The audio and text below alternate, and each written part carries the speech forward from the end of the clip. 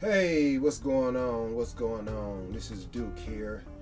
So today's topic is going to be the introduction of Duke. Who am I? What am I doing? Where I'm from? The reason for this podcast, and all that good stuff. So let's get started. Let's get cracking. Born in Milwaukee, Wisconsin, 1967. Uh, Grew up in kind of like two different worlds. My grandfather was a bishop, was a minister, so I grew up learning a lot from him, traveling with him. But then I also grew up on a poor. We was poor.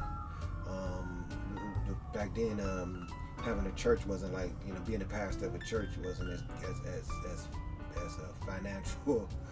financially secure as it is now.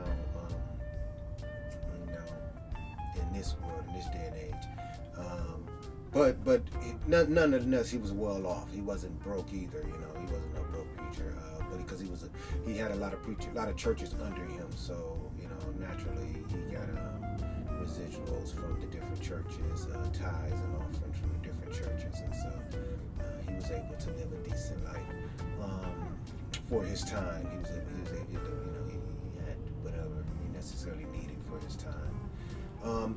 But so it was cool. I grew up on two sides of the aisle.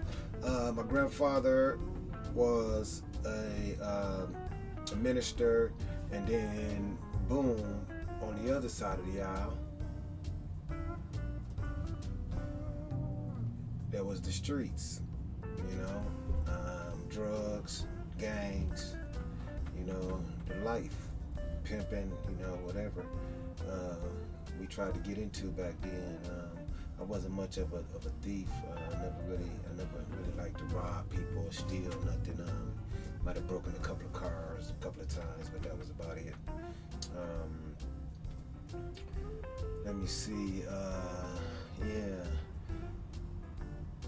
Growing up was challenging, to say the least. Growing up because I was dealing with the church, and then I was also dealing with the streets, so I had to hustle. Fortunately, my grandfather had a lot of property, so he put me up on managing his properties. So I kind of grew up with that side. I was making a couple of dollars during the week, which was cutting into my going to school. It wasn't cutting into my education; it was cutting into my going to school. So I stopped pretty much going to school regularly because I was making money working on his houses. And then as I grew up a little older, I started DJing.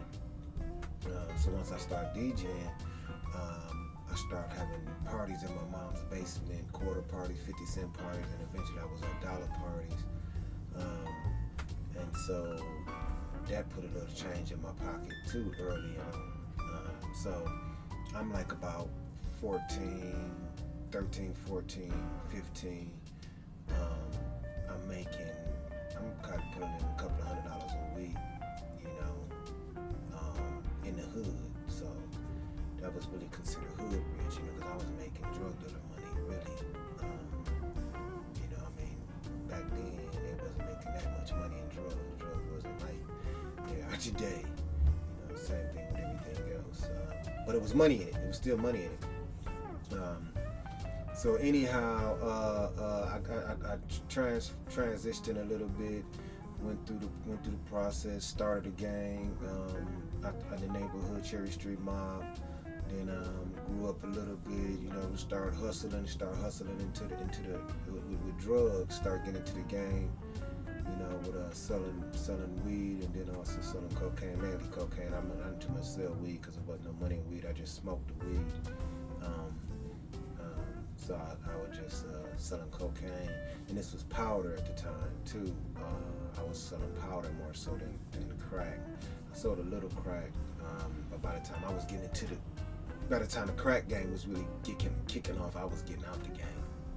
I was starting a nonprofit organization. Well, that leads me to that. That's when I started having kids.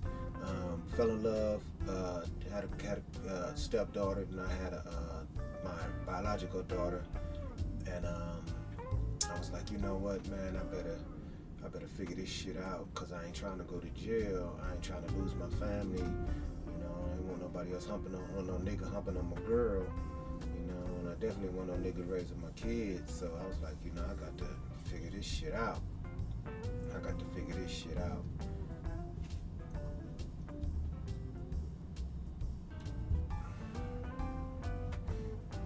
Action. So, man, I said, you know what? Some of the stuff that my grandfather taught me, some of the experiences, because I traveled with him a lot. So we would travel, we would go New York, Baltimore, DC, Arkansas, you know, just Mississippi. We would travel because he was a preacher, so he'd travel around and preach at these different churches, and I'd travel with him. He'd take me with him, and so I got to see a lot of what was going on, and I got to see, you know, different parts of the globe, different parts of the world, you know, different parts of different cities, you know, and man, it was amazing, man, you know, to come out about the ground, basically, you know, where the subway is at down in New York City, you know, and we rode on that subway, and it was just like it was, man, back in the 70s, man, when you ride on the subway and the lights flickering on and off, man, and it's packed with people, man, and when the lights come back on, the person that was sitting there ain't there no more. Like, what the fuck? Just, you know, it's crazy, man. And I was scared to death because I was still young, man, and I'm in New York City, man, on the subway, going through Harlem and Watts, and Watts is in LA, but Harlem, you know, going through the hood, man, and seeing all these skyscrapers, man, and everywhere you look, there's a skyscraper. I mean, in the ghetto, there's skyscrapers, in downtown there's skyscrapers. You go up in the city, up in you know, sky. Everywhere you look, everything is high, everything is tall, you know. The tallest building from Milwaukee at that time was like 40 stories. You know, I get there and they regular apartments is 40 stories, you know. The hood apartments is 40 stories. And then you see all of these wires going across from unit to unit and unit to unit. And it's crisscrossing, and they got clothes hanging on them and shoes hanging on them, and you just like you don't know if the people washing this stuff or is this how they storing it. You don't know what's going on, but it's just crazy to see it, man. And you got just wires at the wires at the wires, and all these wires is the wires that they running their cable and they electrical through and all of that, and they just going up and up and up and up, man. And it's crazy to see it for the first time. But then what the best part was to come up out of the subway tunnel, and at that time the Twin Towers. First thing I seen was the Twin Towers, boom, you know, sticking straight up, and I was like, man, you know, went on Broadway, went all downtown, and I, like I said, I'm 14, 15, 16. I can't remember exactly when, but it was, you know, I was doing a lot of traveling with my grandfather at this time. And so once I started the organization, one of the main programs that I wanted to implement was to get a kid off the block, which is basically, you know, same thing I was experienced, but on a smaller scale, because I couldn't take all these kids out of town. You know, I couldn't take them on, you know, excursions, you know, to LA and to New York and stuff like that, you know. But I could take them to parks. I could take them to basketball games. We got the Milwaukee Bucks out, Milwaukee, the Brewers games, Milwaukee Brewers, and I want to thank them, both of them organizations, for being there for me in the beginning, especially the Brewers. The Milwaukee Brewers, and they still to this day send complimentary tickets to us, to our nonprofit club kids. So that's what I ended up doing. I ended up starting a nonprofit. I started having the kids, and my kids started growing up, and I was noticing that they was getting bored. And I was trying to take them to the Boys and Girls Club and stuff like that, and they was getting bored with that activity. So I'm like, okay, so what do you guys want? What are you guys looking for? What do you guys need? And they start saying, you know, we want to dance, we want to rap, we want to sing, because that was what was popping at that time. You know, that's the, you know, late 70s, early 80s, you know. So all we was listening to was rap. You know, rap was coming out. The hardcore rap was starting to hit the streets. You know, the NWAs of the world was starting to come alive. Too Shorts and all of them, they were starting to come alive. We already had Two Live Crew. Two Live Crew was already doing their thing, so we didn't really need. Well, it was moving over into that point. But then what happened was all of the businesses in Milwaukee, in my hometown, and I'm sure across the United States, the urban cities across the United States, they start shutting down everything. They start shutting down the arenas. They start shutting down the bowling alleys. Anywhere kids can go, anywhere kids was hanging out, skate parks, anywhere the kids was going to have fun, movie theaters, you know, they start moving them way out into the suburbs so that the inner city kids couldn't get to them. They closed the ones down in the inner city, so they was closing everything down and closing all the businesses down. And my kids was trying to figure out something to do, so I said, you know what, I'm gonna start putting some events together, because I was a DJ. So I'm just gonna start putting some kids events. And then when I started trying to put the events together, I was getting so much resistance from the city, saying, nah, nope, not here. Then the community, nope. And so that kind of like moved me into more. Well, let me move this more into community based, you know. And I kind of slid into that a little bit. We have a long story, not a long story, but a story when we talk about. We have a story when we talk about our journey of how we became an actual 501c3. I'll post that, and I'm gonna give you guys an update on that. This is how Club Kids became a 501c3. Just a little story that's attached to our annual 4th of July parties. We were doing the 4th of July in McGovern Park for many years, and the 501c3 came about that. So I'll enlighten you guys on that in another episode. But this is really just to get to know me episode. This is our first intro episode as to why we're doing this. So it's gonna be maybe 1 or 2 parts. We don't know yet. It depends on how long I got to sit here and talk. But I want to start doing. I want to start doing shows. I want to start doing podcast shows every day, as much as I possibly can, just to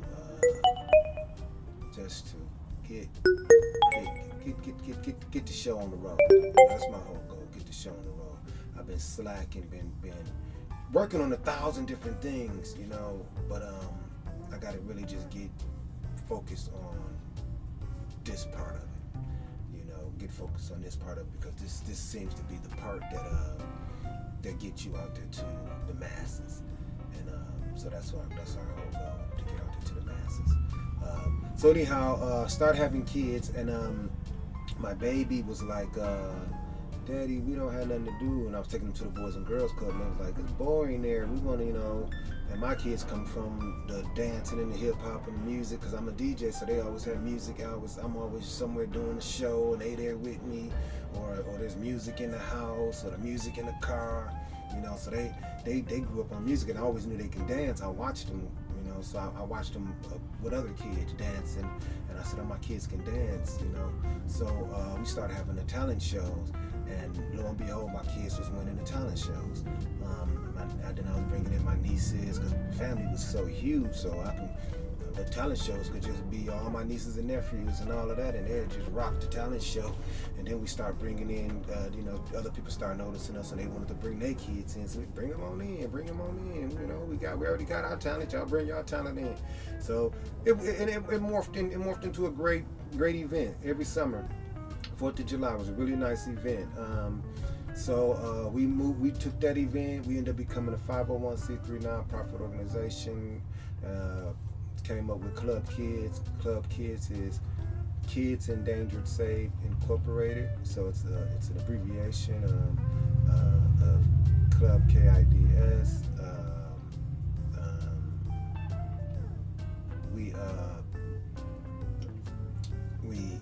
when we came up with the name, we was trying to. We wanted to first of all stand out. That's why we wanted to make sure the name had kids in it somewhere. And we didn't want to do kids club because every organization is something kids club. So we said, well, let's flip it. And flip it to club kids.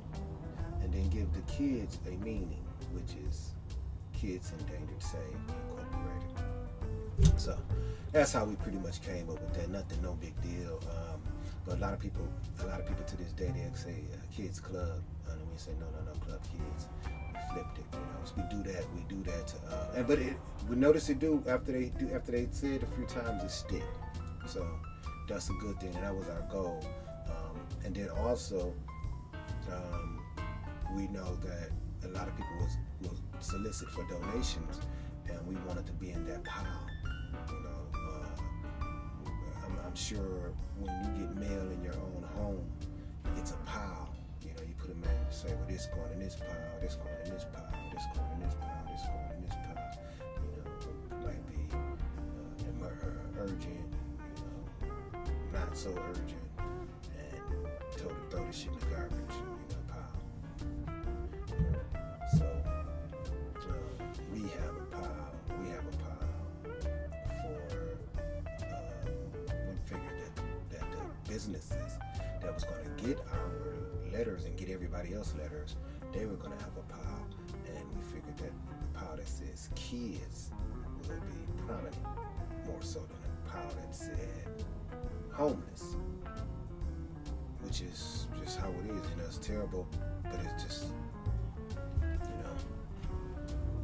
and then we realized, to be honest with you, if we would have had a pile, if we would have named it after an animal, named it after like a dog rescue or something like that, it would have been even more.